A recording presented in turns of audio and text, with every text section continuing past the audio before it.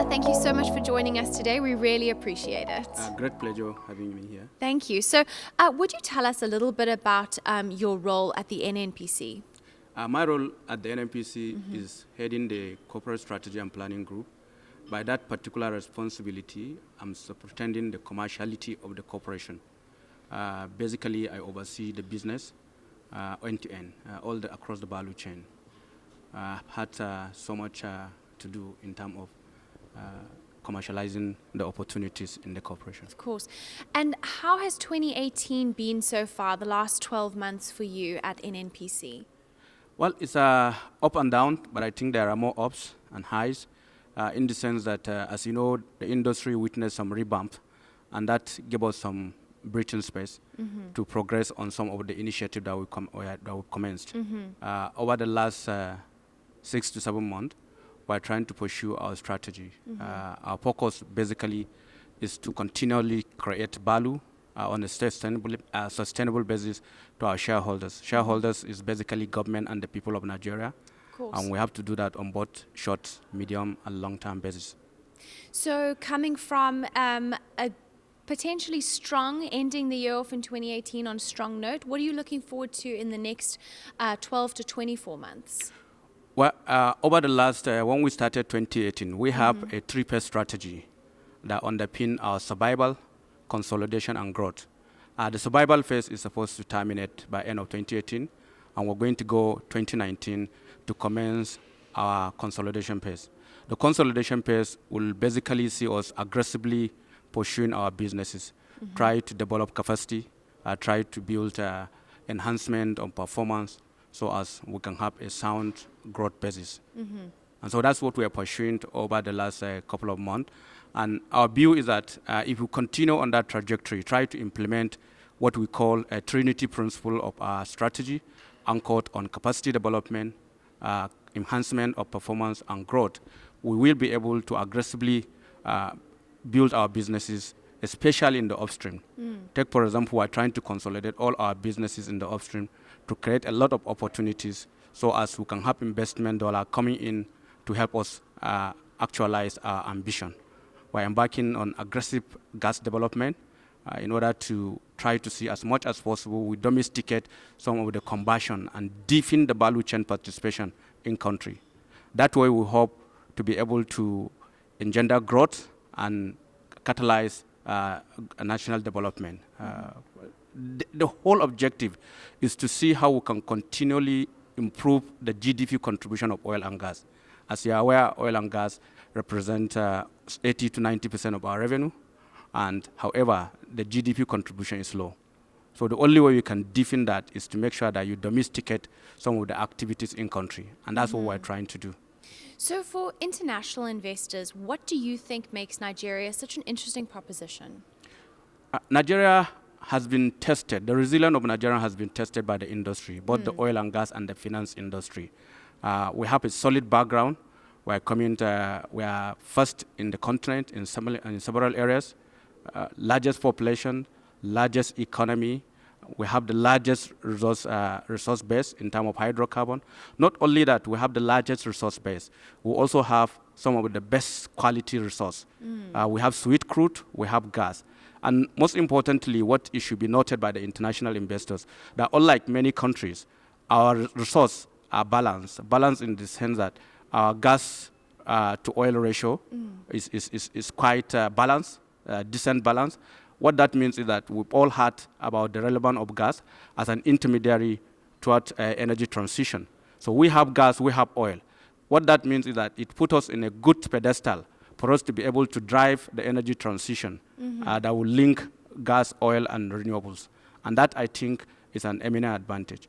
Also, as you are aware, our geographical location in the Gulf of Guinea present a unique opportunity whereby we can't be a reliable supplier of energy to both Pacific, Europe, America, and other parts of the world. But most importantly, we are planning to build a hub out of Nigeria. We want to make Nigeria the energy hub of the continent, and to do that, we need to attract investment.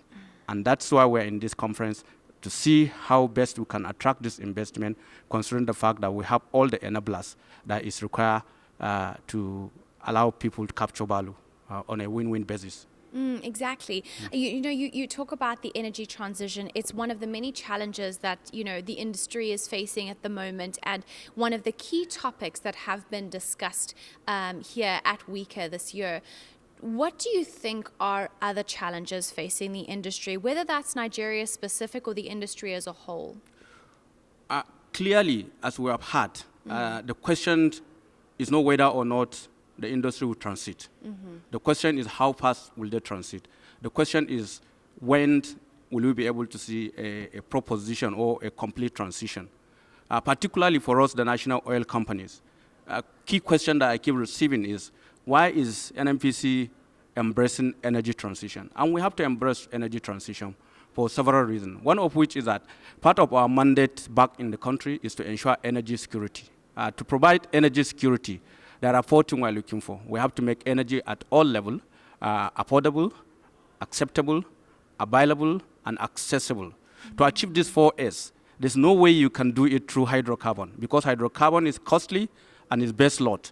And the geography of Nigeria, as you will see, there are some upland that you can access with expensive proposition. And what we see is that renewable like solar give us an opportunity to reach where we can ordinarily not be able to reach through oil and gas, to service that area, to provide them the 4 A's around energy. So for us, there are compelling value proposition for us to do that. Secondly, as you are aware, there has to be an integration, and that integration has to come in. Renewable will not succeed on a base load basis, so you need to be complemented. What is going to be complemented with, we all had gas is key resource, and we have it in abundance. So gas monetization policy, trying to support the renewable, is one thing that we see an integration point, whereby NNPC intend to actually partake and draw value from that. Absolutely, as you say, it's going to be all of these different factors, all of these elements, the IOCs, the NOCs, all working together to really complete the energy transition in a way that works for everyone. Sure. Fantastic. So you were also with us at the NOC assemblies earlier this year, and now again in London. What do you think events like this by the Oil and Gas Council do for the industry? Well, I think I must commend the organizers of this event. For me, both the NOC assembly and the WICA provide a veritable platform for exchange of ideas. It brought in industry leaders, it brought in professionals, and I think it's very important for everybody that want to be somebody in this industry to associate with this fora. I'll tell you, for example, what I noticed is that the platform provides compelling proposition whereby robust engagement can take place. We are seeing advancement in technology, advancement in financial innovation, and all these things are critical if you have to keep pace with the industry. And that's the reason why we are here. That's the reason why I think the 2 fora has significant future. And for us in NNPC, we continue to come to this forum because there's significant value we are drawing from. Fantastic. Yes. And has this year been beneficial for you? Have you had positive meetings, enjoyed the panels? Absolutely. Apart from the learning which we are getting, and trying to use the opportunity to benchmark what we're doing with what other companies, both IOC and NOC, are doing in the industry, we're also tracking what are the innovations, what are the dynamics in the industry, how are people responding to challenges across. But beyond that is the networking. Networking is very important. I had several meetings that coupled some of the solutions that we're trying to get, we couldn't, and we're able to get that. We have some partnership proposition, and we're going to take it to the next level.